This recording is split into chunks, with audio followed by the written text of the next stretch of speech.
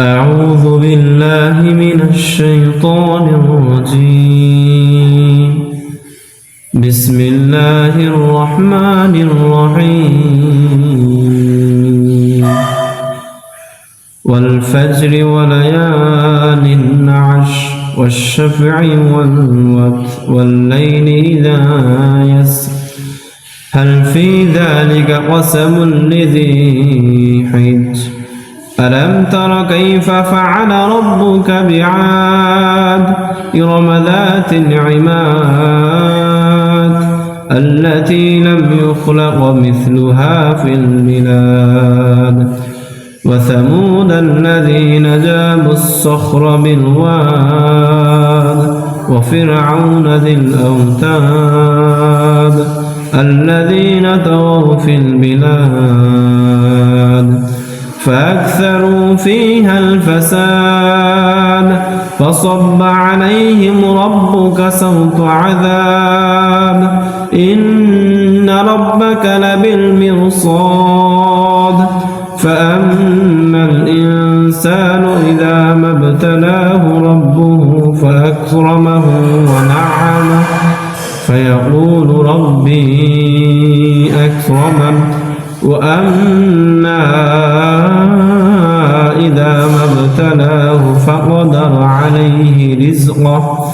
فيقول ربي أهانن كلا بل لا تكرمون اليتيم ولا تحاضون على طعام المسكين وتأكلون التراث أكلا لما وتحبون المال حبا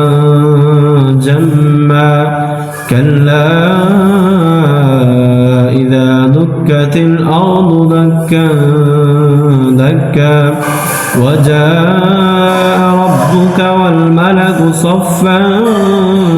صفا وجيء يومئذ بجهنم يومئذ يتذكر الإنسان وأنى له الذكرى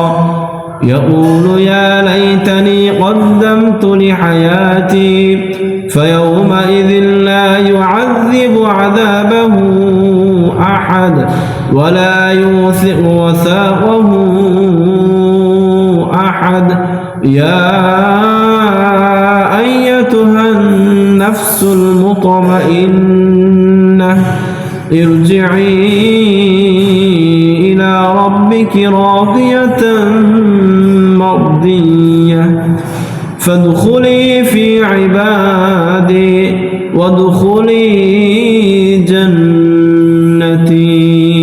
صدق الله العظيم.